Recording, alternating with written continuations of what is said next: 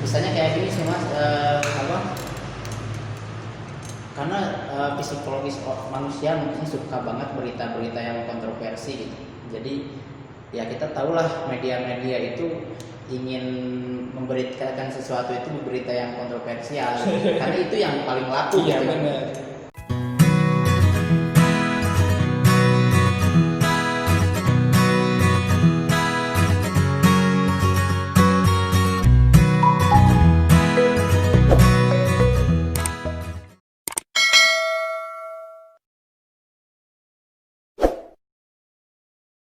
Action. Halo teman-teman, selamat datang kembali di channel Sarjana Antara. Kali ini kita akan ngobrol-ngobrol kembali obrolan yang kurang jelas. Ditemani dua teman saya, Mas Rijal dan juga Al Mukarrom, tapi sudah dilepas pancinya. Ini Jadi Mas ya, jadi Mas Daniel. menjadi rock and roll. Oh, iya. Komen saya mas. Udah ganteng maksimal ya. Ya lumayan lah. Jadi ganteng maksimal itu enggak 100%. Iya, jadi berapa persen? Rasanya dari 30 ya 40. Jadi kayak terlihat bujangan. Iya, Ya. lihat jangan. Oke, pada kesempatan kali ini kita akan ngobrol tentang polusi informasi. Apa tuh polusi informasi? Apa ya? Hanya polusi itu hanya ada di motor. Udara, bukannya ada jadi udara. Kalau polusi politik itu banyak menyebutnya polisi informasi. polusi. Jadi informasi itu dikawal ketat. Itu perpenonan aja gitu. Oh, iya.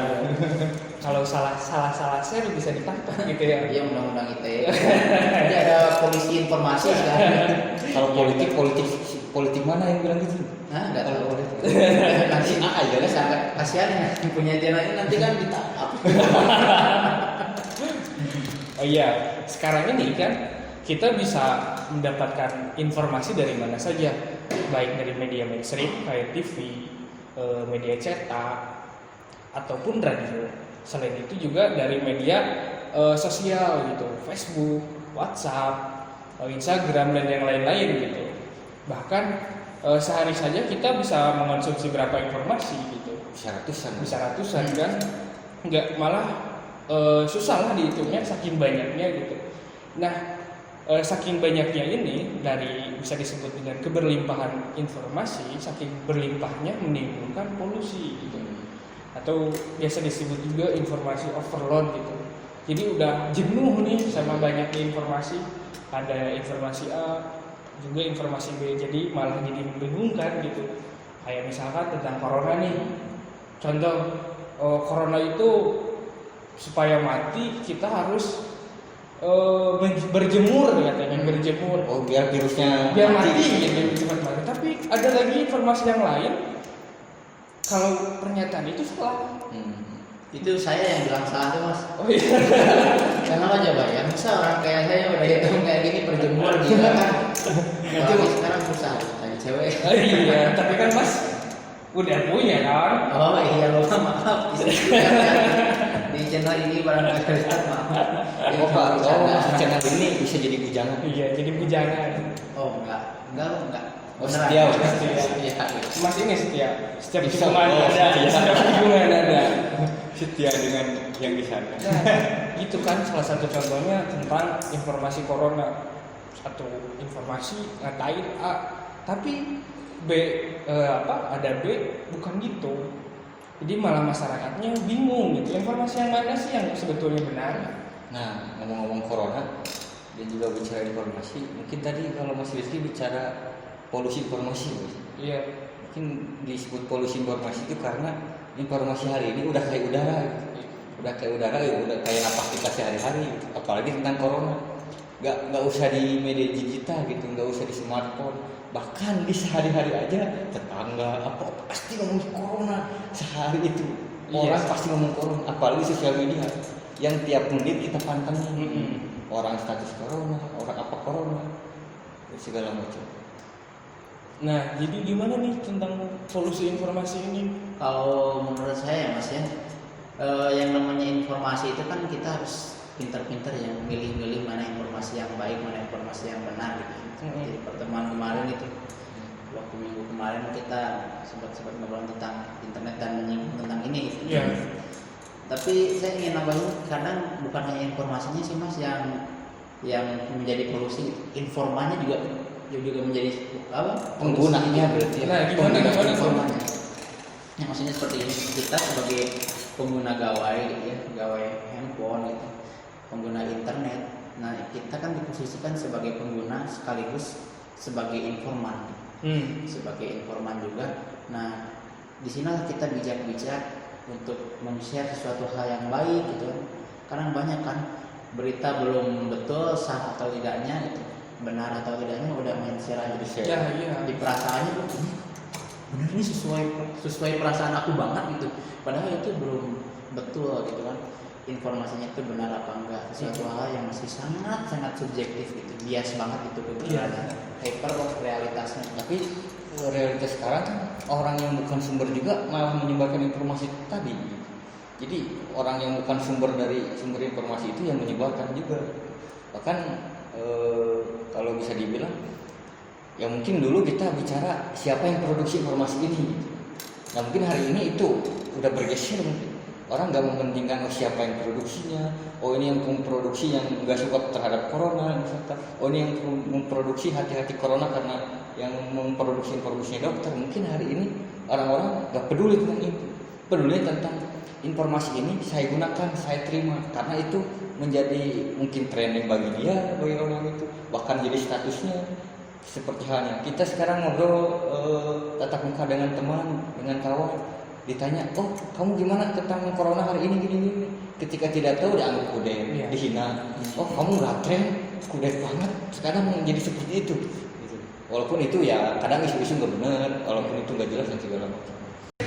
Misalnya kayak gini sih mas, karena psikologis manusia mungkin suka banget berita-berita yang kontroversi gitu. Jadi ya kita tahulah media-media itu ingin memberitakan sesuatu itu berita yang kontroversial karena itu yang paling laku gitu. Orang soleh diceritain emang laku gitu kan, kecuali orang jinah pasti laku, orang Iran dikumpulin pasti laku gitu kan. Atau misalnya orang soleh laku mas, orang soleh yang cantik ganteng laku. Mau Avanza tabrakan misalnya kan nggak begitu ramai, padahal aja kemanusiaannya kan sama, mati manusia tapi ketika Lamborghini yang mati ramai kan berita, Lamborghini yang tabrakan ramai kan beritanya, mampus lu makanya hartanya sedekahin, kan nggak habis gitu. Itu memang kok manusia itu suka yang sangat kontroversi ya kalau menurut saya.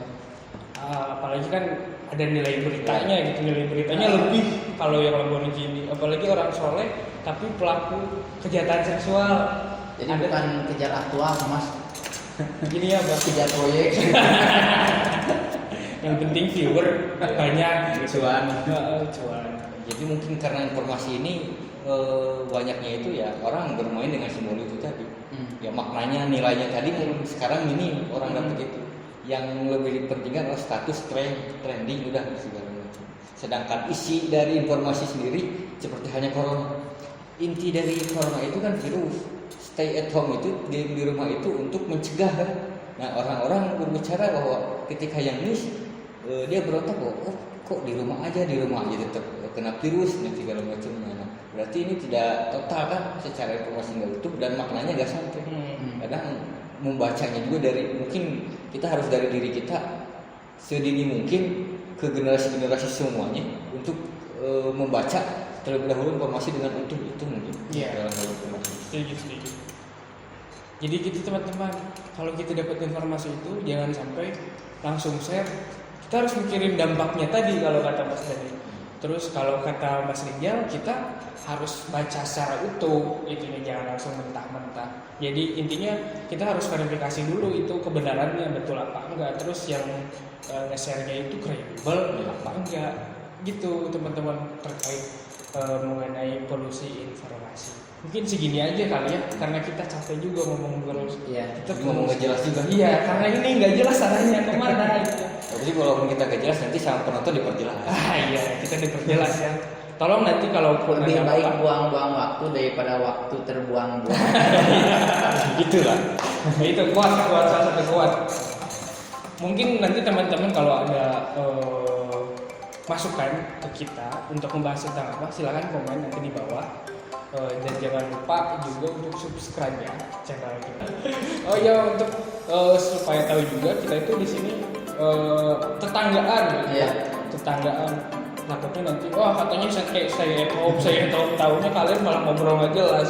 Enggak. Satu kosan itu. Satu tetangga kosan. Karena kita gabut nggak bisa pulang kampung, akhirnya kita yaudah kita ngobrol nggak jelas aja gitu. Mungkin sekian aja.